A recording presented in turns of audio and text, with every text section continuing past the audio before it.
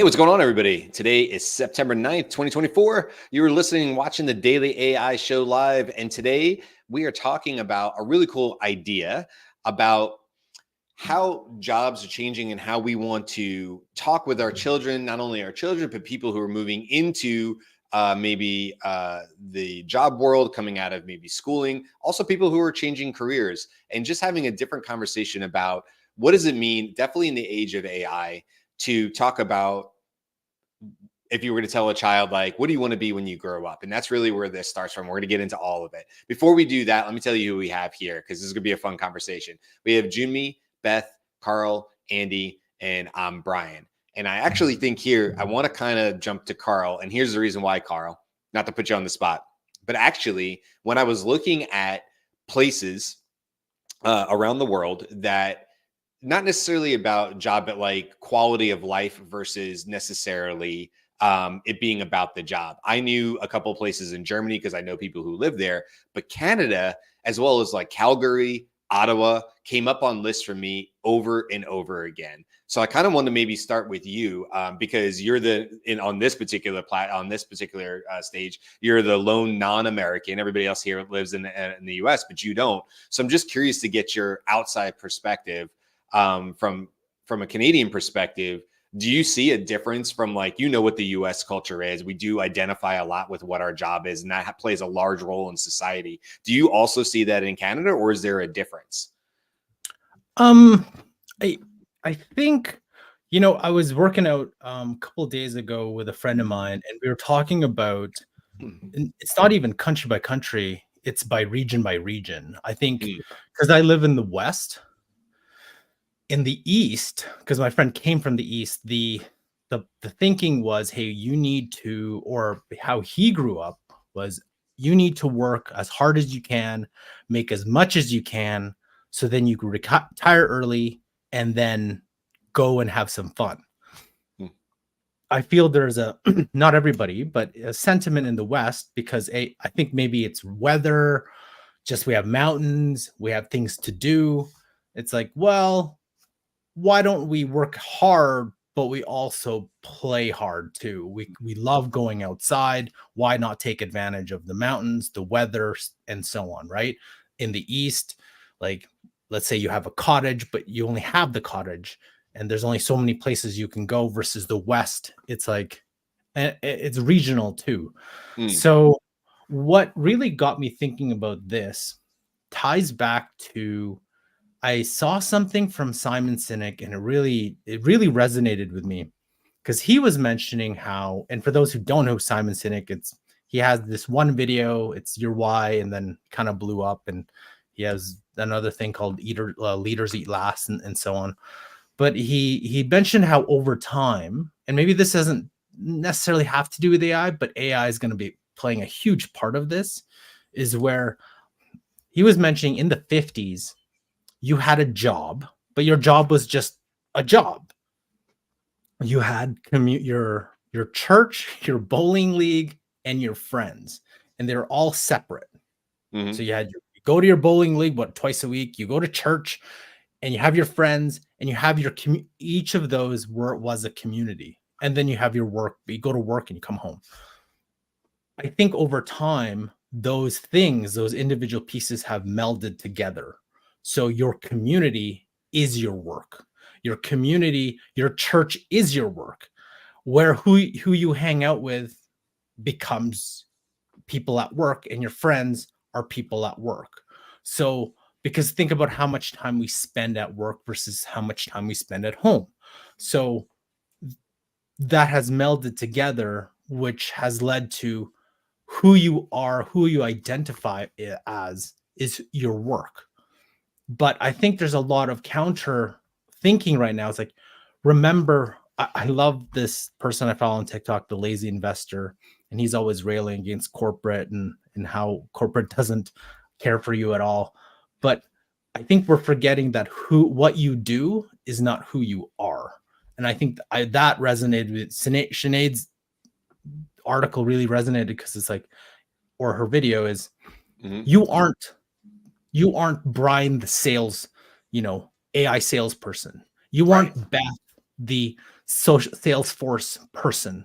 You aren't Andy, the CTO or CEO of this company. You're not. You're Andy Halliday, who is this person who has so many different interests.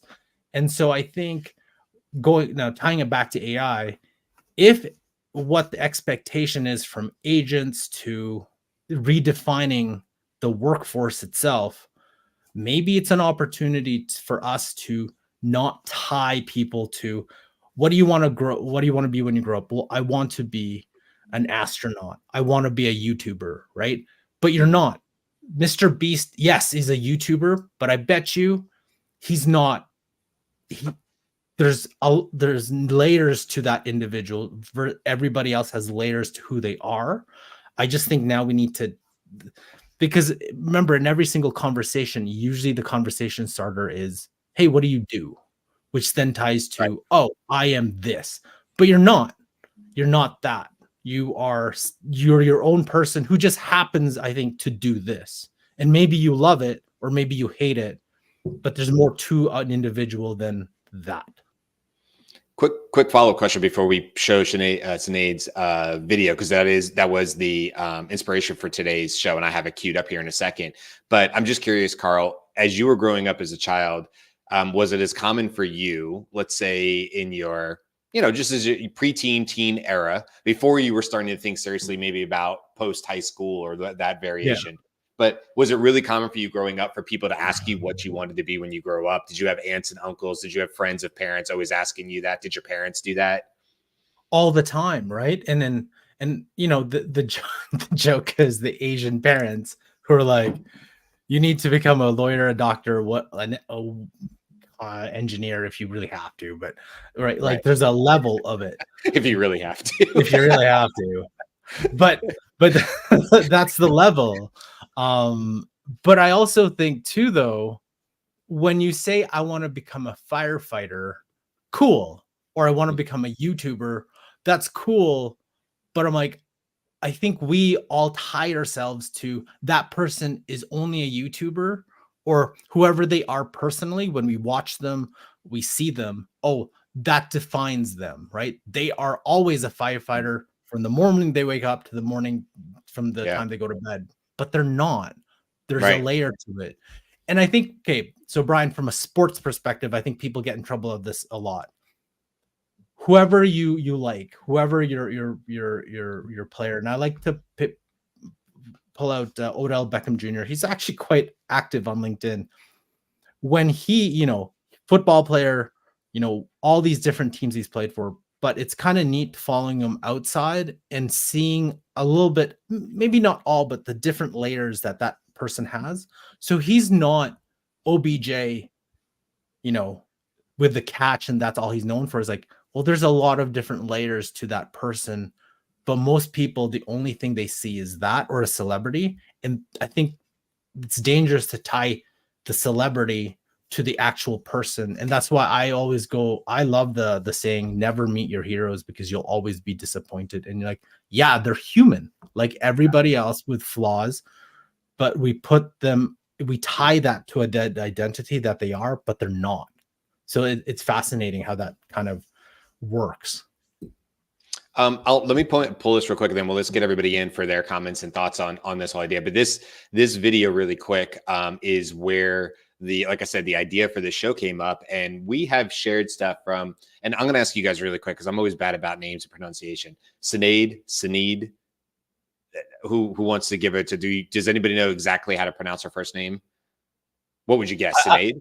Sinead, because it's Sinead O'Connor, right? That's the first thing that connects it together. Okay. Is that what everybody else says too? Sinead, you think? Okay. All right. We're going to go with that. But I always like to try to get people's names right. And I kind of mess it up. So I always like to ask. Okay. A couple of years ago, you wrote how we need to stop asking kids what they want to be when they grow up. What did you mean by that? And I know that question is usually asked with the best intention. But the reality is most of the jobs that a child would see today or answer that question with probably won't exist by the time they are in a working age, or they'll be radically transformed. So instead of kind of setting people up, and it's not for failure, but for the idea that your identity is attached to the job that you do, when we know the future of work is going to be very different, we should be encouraging kids to think more broadly about the problems that they want to solve, because those are more likely to exist than a specific occupation. And especially as technology continues to more rapidly disrupt the workforce, we have to move away from this idea that you are your job, because that's going to change. So if we can start with kids and encouraging them, what are the skills that you want to learn and the problems that you want to solve? And one of the most important skills for the future being critical thinking and imagination. That's something that children are already naturally endowed with. Lean into that. The curiosity. Mhm. When you said that, I kind of felt like, Okay, we'll pause it there. She just talks a little bit more about the jobs, some of the other stuff we want to talk about, as far as some of the jobs that have disappeared and jobs that are appearing, which I found really fascinating as I started to dig in and say, what were, and I want to hear from you guys in this, but where my brain on this was like, hey, what jobs aren't here or are here from the time that I was a kid? And then I was like, well, never mind a kid. I was a kid and I was my daughter's age in 1991. Okay, that's pre-internet, or that was bulletin board system-ing at that time, right? It was sort of pre-internet. Never mind that. That's 30 plus years ago, whatever. What jobs weren't here in 2010? And oh boy, does that start to open up a whole bunch of things. Apparently, I cannot be a Blockbuster video, owner. And who knew? Who knew that I couldn't sell CDs and VHS anymore? That wasn't a job that I could aspire to be. Okay, let me open it up to the career because nobody else has had a chance to talk. Who wants to jump in here? Where did your sort of brain go? Obviously, these are really compelling thoughts, and it really is more about, this is happening anyway. It's not just AI, by the way.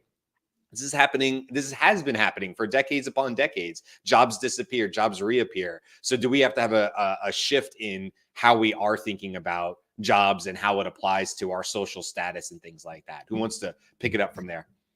I kind of resonated with what she was saying about not asking kids what do they want to be when they grow up, but what problems do they want to solve or what skills they want to have and things like that. I think that kind of, for me, that goes to the larger question is we should just be asking kids, what kind of person do they want to be when they grow up? Or even just tweaking the question is like, what do you want to do in the future? It doesn't have to be about what job or, creating that identity of work and things like that. Because one of the, while utopian ideals that hopefully AI will be able to bring us, but is the concept that people can start doing the things that they most resonate with, the things that they have the most motivation for. And of course, for me, that's, I can see a lot more in the creative space, and we can expand upon those creative arts and things like that. But this also includes people who are really into the scientific side. I love the AI and science stories. I want people to be inspired to have that motivation to work in the fields of that appeal to them, right? If you are scientifically minded, work in that field, as opposed to the situation they may be in, whatever systemic situation that they are in, right? If they don't, it's about opportunities and things like that. But if you have if the infrastructure as a whole has been changed, then you have that opportunity to really go after the things that you have a passion for, and having the time to try everything else out and find what your passion is for. And that might change over time as well. So if you have the tech, if you have AI, you have the infrastructure and the new systems that provide that, I think you'll get far more progress over over all of humanity than and the individual. I know this sounds kind of philosophical and out there and whatnot, but we really do have an opportunity, because this is a, lack of a better term, paradigm shift because of this emerging technology. And it's going so quickly, we do have to adapt faster than we have to previous technologies. I would agree. I, for a fairly long time, have have been multiple things, right? So and I kind of track the reaction that I get when people ask me. First of all, I live outside Washington D.C. People ask what you do before they ask your name. Like, it's bad here. It's really bad here. And I often get the question, "Oh, do you make money at that? Can that be a living?" Right? What do you do? I teach improv. Is that can you make a living at that? And I'm like, my God, Mhm. just like, if I said I'm an accountant, does someone say how much money do you make as an accountant? I Exactly. mean, it's just like that kind of thing. So I think that's another part of this. And as we move away from identifying with the career, we're also going to move away from the position title. We're also going to move away from the assumption that if I know your title is an accountant, I'm pretty sure you're making enough money, but I don't know if you're an improv teacher. But also, it's not your business, right? Well, I wonder, Beth, though. I mean, I get that you're right. That's crazy. But like, I get it to a certain point, because I almost wonder if people are asking because in their mind they're thinking, oh, I didn't know that was a possibility. Yeah. And I've heard people talk about this. I'm a big fan of Conan O'Brien. I grew up through his heyday, right? And I still love his podcast and stuff. And he's getting his rewards now. He has tons of people who come on his podcast who I remember sort of like with David Letterman, where people go, dude, you're the reason I got into this at all. They would tell David Letterman that all the time on the show.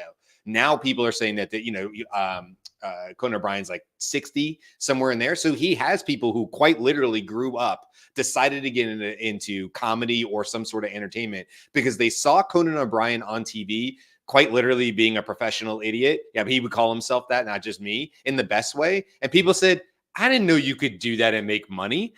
Like, I didn't even know that was an option for me. I thought I had to be the lawyer that, like Carl was talking about or whatever. So I wonder, Beth, if people sort of, vomit that out of their mouth, but really what they're saying is, it's not, I don't care how much you make, Beth. What I care about is that something I could do? is that an option for me? Because maybe I really hate what I'm doing right now, So I wonder if it's more of a curiosity. People don't know. And I think this goes along with kids too, not just adults. If you ask my daughter, like, what do you want to be when you grow up? She has about this many jobs that she knows the title of. And she half knows what those jobs do. For instance, she wants to be like an interior designer. Ask her really what an interior designer does, and it starts to flake out really quickly. I'm not beating on my daughter for that. Like, that's just, come on, she's a kid. How much is she going to know? And then there's all these other jobs and opportunities and possibilities that she's just not aware that exist at all. And we see this with adults too. They've gone into whatever profession. They've been there 15, 20 years. They've had sort of look down at their desk. They're chugging along, making a good career. And they haven't really looked up in the last decade to see what else is out there. What else could possibly be going on? Okay, I haven't heard from Andy yet, so I want to throw it over to you. Okay, indulge me. I have a kind of a cynical point of view about this. I don't think that the next generations are going to focus on their passion or be given the opportunity to focus on their passion unless there's a major change to the capitalist system. They will be drawn inexorably into those jobs that currently pay in their local vicinity. And they'll end up having to do that. It's a settling kind of thing. But the problem is that currently those jobs that pay are in decline in the face of these technological advancements. So indulge me for some historical context. When I was growing up, there were all these buildings with names on them like Smith and Sons. And why? Because local businesses were family legacies. And the offspring of the family got slotted into the work that the family was doing historically. So now rewind all the way back to the beginnings of civilization. And in the transition from hunter-gatherer societies to agrarian economies, the nomadic hunter-gatherers broke their bands into those that stayed with the crops while the hunters ranged for prey. And communities grew around that. And then there became barter. So some skill that you had, like, hey, I can really grow great corn, became something that I could now bring you a basket of corn in exchange for your meat. And that was the formal method in those communities for sharing collaborative fruits of labor. Okay, then technology comes along, like ironwork. Okay, specialization around tools and skills created specific jobs like blacksmiths, hence Smith and Sons, which many decades later, centuries later, is really where that came from. If your last name was Smith, it was because somewhere in your long past, your legacy was in blacksmithing. Though the kiln and anvil process served, at most a region measuring a few miles from the town center. Then you get to the Industrial Revolution that created factories from manufactory, right? And the manufacturing process and the option of working on an assembly line process on a larger scale created cities. So people ended up being concentrated in a place that was so dense that they couldn't have this community barter system anymore, right? They had to be, in some respects, enslaved to the jobs that were in the manufacturing process. But there emerged from that a supporting service economy. So then you have butcher, baker, candlestick maker, right? So you have all these other people who are supporting the city manufacturing processes. But what we really all can resonate with is this variety of local tradespeople or small business owners within a smaller community. So we want to believe that we can choose to follow our passion and figure out some artisanal occupation that was common in earlier times with local economies, and relied on specialized skills. But the reality today is, even back then, you didn't so much pick a trade as you were born into it or you were nominated for an apprenticeship. And now that's gone. There's no apprenticeships available in my community that I know of. And now youth are clawing at the idea of, I want to be a social media influencer and trade on their personality and creativity. And I think that's a long shot. So I think the next generations are really not going to be allowed to focus on their passion until and unless they can be freed of the obligation to work at the jobs that pay currently in their nearby environs. That's my point of view about it. I agree with you, Andy. And my ideal can only happen if things change from what you've talked about.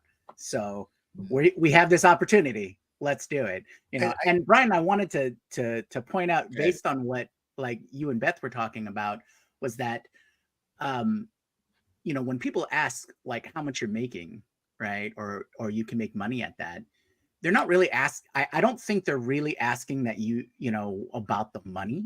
They're asking about living, sustaining themselves, right, or even living comfortably. And that's what they're really looking for. And that's really leads to the freedom of choice and freedom in their life and the freedom of those choices, right? And you can only really have that if the things are, we're coming to recognize that the current systems are not working. So we need to modify those and make changes.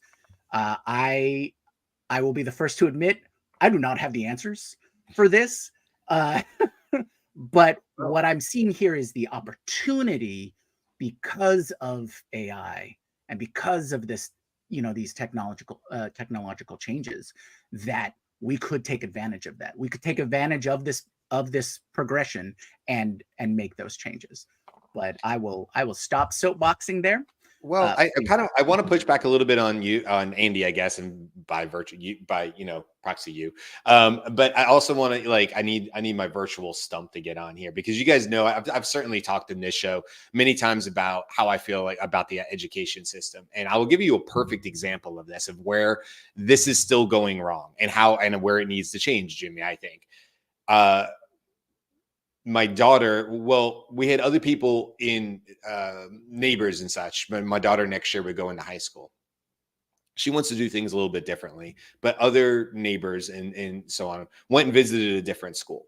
Beautiful school, private school. It was on, whatever it was, 100 acres or whatever. It was beautiful, right? I won't get into the school or the specifics. I don't want to get into that, but it was private, and the cost was the cost of whatever, and not really something we were necessarily looking to do. But even if I could, even if it was a financial thing that was not an issue for us, I still would prefer not to send my daughter there. And here's one of my main reasons, among many others. But one of the reasons, their website was 100% geared towards, we will get your child into this career path to get them accepted at a college. And I'm like, you're just a funnel, man. You're just part of the machine. And that bothers me. It bothers me as a human being, not just a parent. Yes, I have a 13-year-old, but it bothers me as a human being that this is still the path that we're doing. And again, I'll say this over and over again. Yes, college is right for many people. Yes, you probably still need a college degree to be, to have good success in certain areas and industries. Not all, but certain of them. And yes, there's a lot that comes out of the college experience. If you were to go on site and live there for 4 years, all the things you're going to learn about life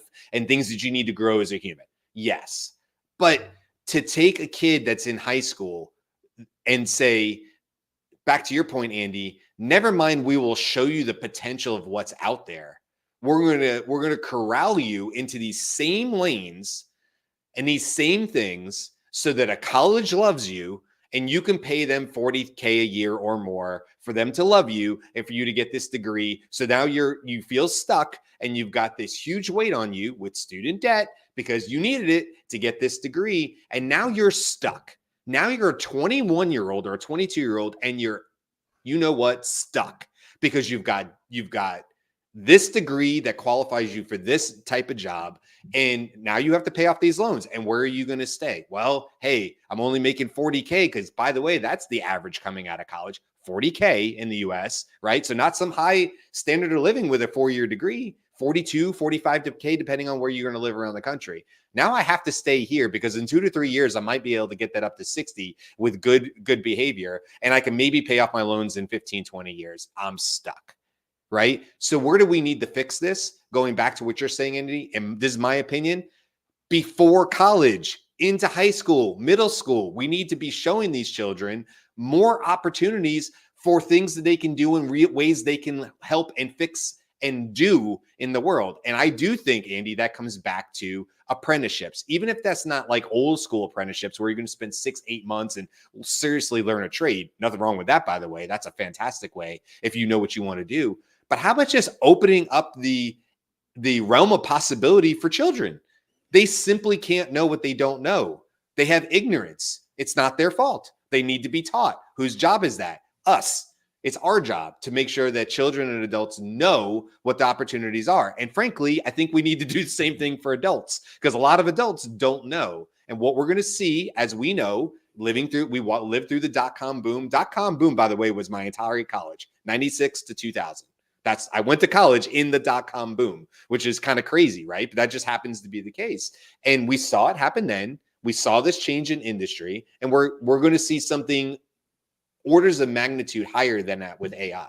So I just want to pop in here. I'll get off my stump. Carl, sorry, I will let you talk in just a second. I just want to pop in here because I do live in Washington, D.C. So I am aware that that the U.S. government has an initiative toward apprenticeship. And right now, I think it's mostly toward the public sector. But there's a whole thing like, do you want to start an apprenticeship? Do you have a thing that you want to teach through an apprenticeship? I'm popping the link in the chat, but it's basically apprenticeships.gov because .gov just means us. Sorry to the rest of the world, but you could, in fact, like find an apprenticeship in that context. The other thing that I want to point out is that my first certification was in Salesforce. My first Salesforce certification was as a Salesforce admin. That was free to learn and do, and $200 to take the test. And there was a huge push for the last series of years to say, hey, before you go to college or maybe during your senior, junior year, like, go ahead, study the thing, build some orgs, like get this skill. And there were all these stories about people who still chose to go to college, but they were paying for their college by being a Salesforce admin. part-time, Mhm. and therefore getting experience as a like longer Salesforce admin. Like now they're coming into the job force if they want to continue to do that, but they're also coming out of college with zero debt because they had a skill that was worth the equivalent amount of money to survive going to college for 4 years. So I love those that. are my I love things. that. Carl, I cut you off. Yeah. Well, I wanted to. So Brian, what you resonated with me because I went to school during the great I don't even call it the 2008 recession, right? Great Where you recession. saw that.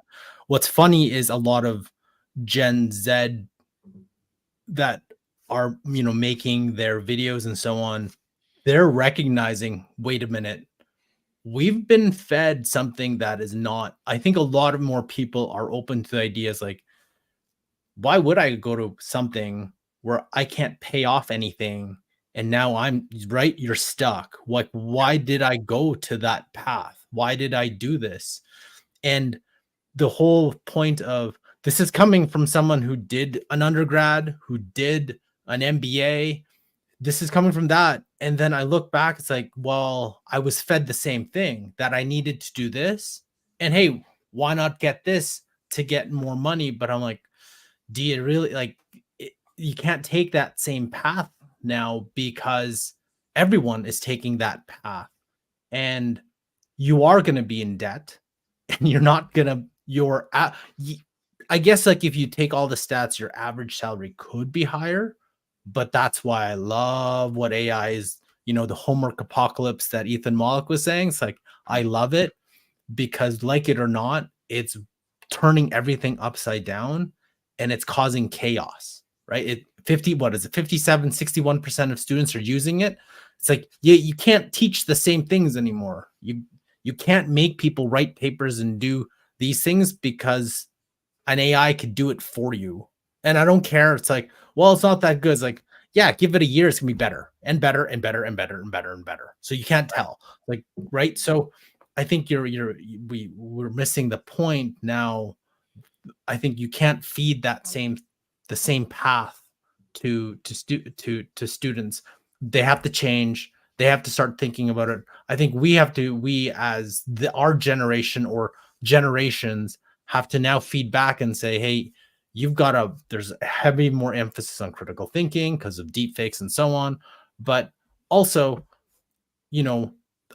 going back to tying it to your identity, it's like, well, you can, if you are $50,000 in debt, guess what?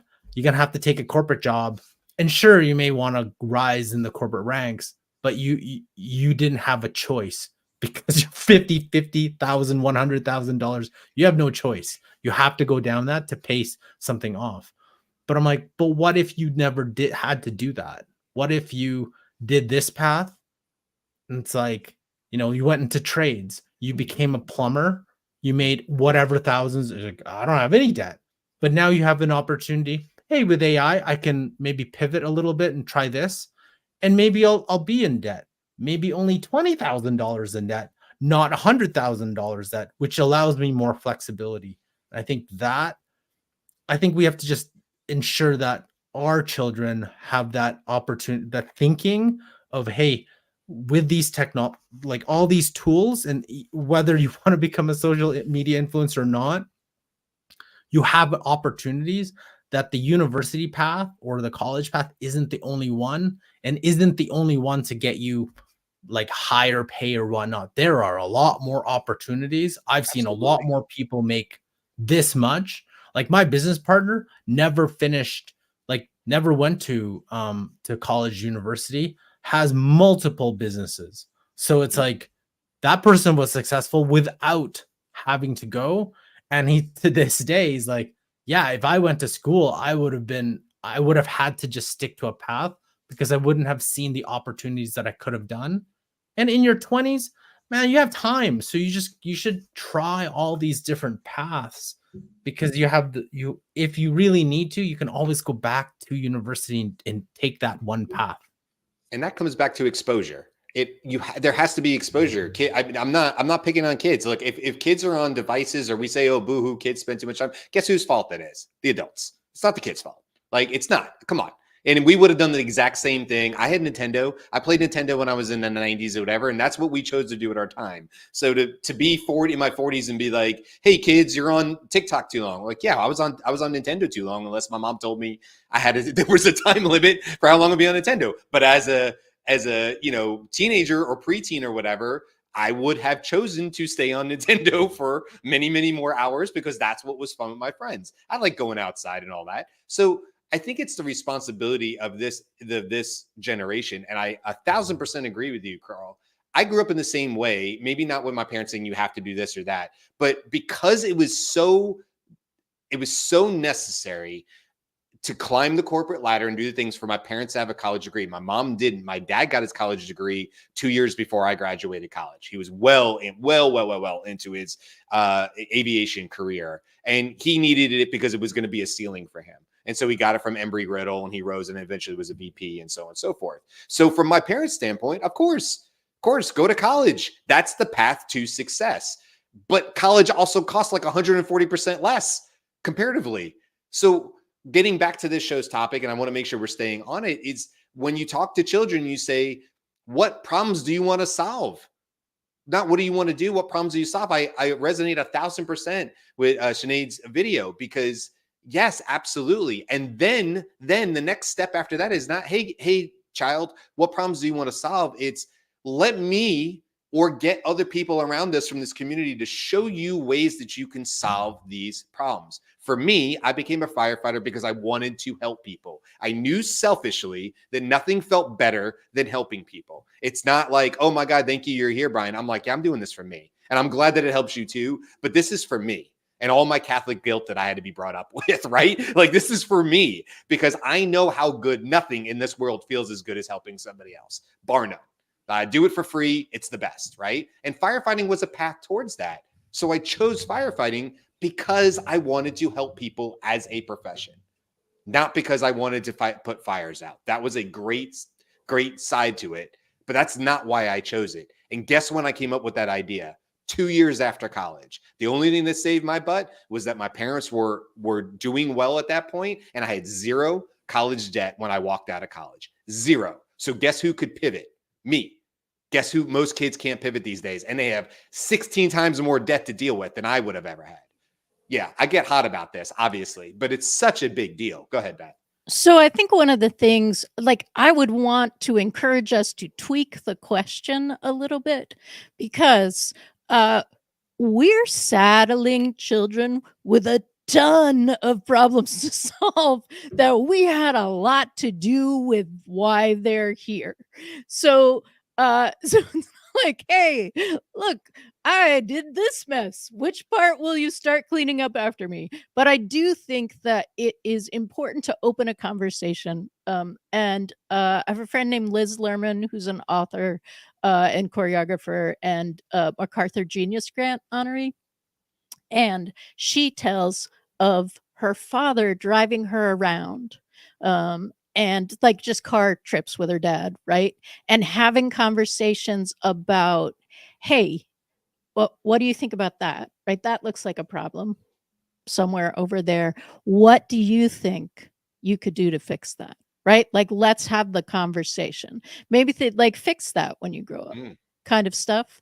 But that kind of thing. So it isn't just so it's not like we're abandoning the kids. I guess what I hear, like, hey, what problem do you want to solve, feels a little like abandonment.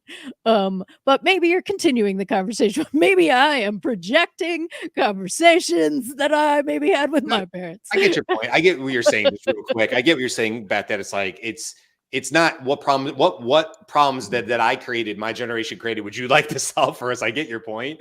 I don't take it that way, but I get your point that it could be perceived that way for sure. Go ahead, Andy.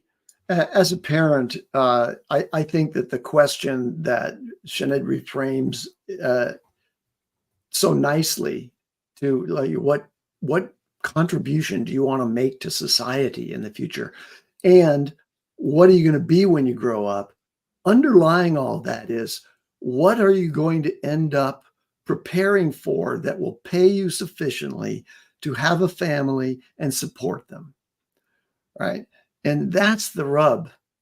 it's tricky. Whether you have it as wide open a range of possibilities as, hey, be creative, be an entrepreneur, be something that you have some passion about, or, which doctor or lawyer kind of specialization do you want to pursue? There, for me anyway, at this late stage of my life, they're both the same question. And that's the struggle. It's the economic question of, what do people do? What do the many billions of people on the planet do when the sort of a capital elite are building frameworks that are going to obviate the need for humans in that loop? That's a real trick.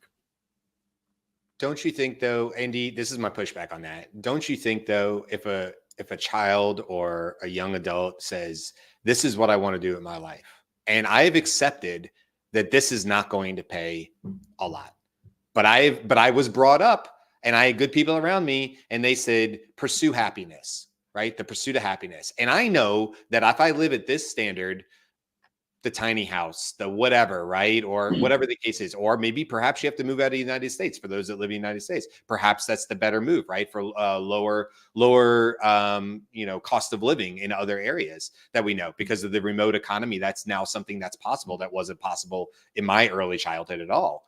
But if we have those discussions and we say, but if that's what you want to do, if that's what lights you up, if that's what makes you happy, child, then these are some of the concessions you're going to have to make, because as of right now, it doesn't mean you can't be the 1%, but as of right now, this is sort of the ceiling of what somebody in that area makes. By the way, it's very easy now in the gig economy to have 2, 3, or 4 different passions and pursue those independently. And maybe collectively, they all add up to a salary that, that's me, that's Beth, that's a lot of us, right? That we do several different things. But don't you think if that's where we're pushing kids and we say, hey, by the way, that house on the hill, let's go talk to them. I bet you they're no happier than you. That person over there with the 4 cars, let's go talk to them. I bet you if you get them to say their truth, they're no happier than you. We know the money doesn't make people happy. I've talked to enough millionaires. I know that's the case. I know that's the case. I get your point. I'm not trying to advocate that the real objective is to gain excessive wealth. That's not it. I just hope that they have sufficient to compete in the local economy so that they actually can live in a place that's safe and supportive. And there's a cliff there, right? There's a lot of people living in their cars now. Why? Because it's so hard for the average person out there to just get enough money to afford the rents that are being driven up by Airbnbs. Yep. And the tourist economy from the people who actually have accumulated the wealth over their lifetimes in a different paradigm. So yes, paradigm shift is underway here. So sorry to be like the harbinger of doom here, and I don't want it to be that way. I don't think you are. But by the way, I asked ChatGPT, what are some examples of modern societies where status and worth in community are not a function of career work product? And here are the ones. Indigenous societies in Latin America, Bhutan, widely recognized for its focus on gross national happiness, is a very tiny kingdom in the Himalayas. Pacific Islander societies, Junmi, there's a different model here, and they don't map over to where the human populations are now. The examples that ChatGPT can surface where that actually happens doesn't align with where the people are right now in the cities in the EU, in the United States, in Japan, in China. The people who have been migrated from their rural communities in China into the cities in order to populate the factories. Wow, how do you unwind that? It's a good point. I want to bring up Jen's. I know we're sort of on time here, but I want to bring up Jen's comment here just to make sure we're always getting all sides of it. Jen says, Brian, I want to push back to you. Pursuit of happiness is a heavily privileged, loaded concept. Not as easy if you don't come from money and resources. 1,000%, Jen. I agree with that. And I definitely have blinders on. I try to see around them the best I can, but 100%, right? I have things that I can't necessarily see because I'm white, I'm American, I'm male, I'm heterosexual, right? These are all things that work and have worked in my favor for many, many years that give me privilege in different areas. So I want to make sure I at least bring that up. And I agree with you, Jen. I think the only thing, it's not a pushback. The only thing I would say to that, Jen, is that what I would hope to do, and maybe this is just a call to action that I need to be more part of the solution, is I would love to be able to talk to children who don't come from privilege or money or whatever, and show them, as we've been saying with Carl and stuff like that, that perhaps there is a different path than going straight into college and assuming a lot of debt. Because then where do you go? Then the cycle just repeats itself. So if there are the internships like Beth shared, or there are other places in the community where people can put an arm around you, which we need more of, and say, come here, kid, let me show you how this works. LinkedIn is a good example of that, right? From the professional network. We don't necessarily have that for children. So maybe really the call to action, and I am sure there's many, many lovely organizations and nonprofits that already do this. But that's where my not pushback, but my hope would be, is that you're absolutely right, but let's not take kids that don't have money and tell them that college is the only solution so they can get in more debt than they can possibly pay off in their life, because then there's just no pattern out of that. That's what scares me more than anything. So that would be the only thing I'd say there. Yeah, there's no reason why college shouldn't be free. 1,000%. Yeah. And by the way, it is in other countries. Oh, and here, I mean, there are states where you can go to community college, basically tuition free. That doesn't mean it's inexpensive. You have to have a place to live. You have to eat. All of those things have to be supported while you get your education. Yeah. And by the way, my daughter, I was going to say, my daughter, by the way, can get an associate's degree before she leaves high school on the state. There's no cost. That's awesome. She can leave. She can do all 4 years of high school plus 2 years of an associate's degree on the path she's on. With certain things. That's not because of privilege. That's the state. The state is offering that to her. So there are definitely paths, because my daughter is on that path. So I can just say it from that perspective. Sorry, and Jimmy, what do you want to say? And then I would say let's. Right. All I was going to say was college was those. It's one of the main reasons to go to college was so that you can learn, expand, and fail. Right. We learn the best by failing, learning from that, and adapting. What we don't have is a system to support people when they're failing forward, right? When they're failing, whether they're exploring a new passion, or they're exploring a new field, or anything like that. So so there's the stress of not being able to leave or change from whatever rut or system that you're stuck in, because you can't allow yourself to fail. There is no support structure for that, no long-term thing. But we get our best innovations from when we try something, fail at it, reiterate, and build on top of it. So that might be one of the things that we need to look at is, hey, if you don't have to worry about failing, then you can continue to grow in whatever your passion is. And that will lead to innovation. And you can never see more motivation in a person to get the more productivity out of a person than when they love something. So I'll leave it at that. Yeah, I love it. This is a great place to end this. Okay, listen, the rest of this week, we have a ton of other great shows. The big Apple event is happening today. We don't really know what's going to be announced. I mean, there's been some leaks and stuff. Obviously, the show is more interested in the Apple Intelligence, the AI side of the announcement. We're going to have a show about that tomorrow. Right now, it might show that that's on Thursday, but we're switching that around. It was just like we were doing the scheduling on it. So that'll be tomorrow. Wednesday will be the news. Thursday, we'll be talking about inventing tomorrow's AI, talking about Google Labs, really, really cool, fun, innovative stuff that's going on in Google Labs. And I want to just bring it to the surface to talk about all the fun little things that are in there, because sometimes those little things, those little toys, those little like AI fun things rise to the surface and they become part of bigger productions and releases in AI. So you're getting a bit of a glimpse into the future when you look at Google Labs and what they're doing there. So we'll talk about that on Thursday, and then Friday, coding with Replit. Carl has been talking about Replit. We talked about Cursor last week. Replit came out with Replit Agent last week, and Beth and Carl have already sort of dug in there. I'm not sure who else did over the weekend, but we will be talking about that and doing Andy says too, we'll be talking about that on Friday and doing like sort of our honest review. We do that every other Friday. We dig into a tool and we'll let you know what we really love about it. and everything else. So that's what's going on the rest of this week. Come back and hang out with us. And for now, we'll say goodbye. Thanks for hanging out with us. Thanks for all the comments as always. This is a fun topic. It's obviously one I enjoy a lot myself, and I can't wait to keep coming back to it. And make sure you go follow Sinead Bovell, because she's amazing, absolutely amazing. And I think you'll really enjoy a lot of the stuff that she is talking about as a futurist on LinkedIn and other places. All right. Have a great week or day, and we'll see you guys tomorrow on Tuesday. Bye. Aloha.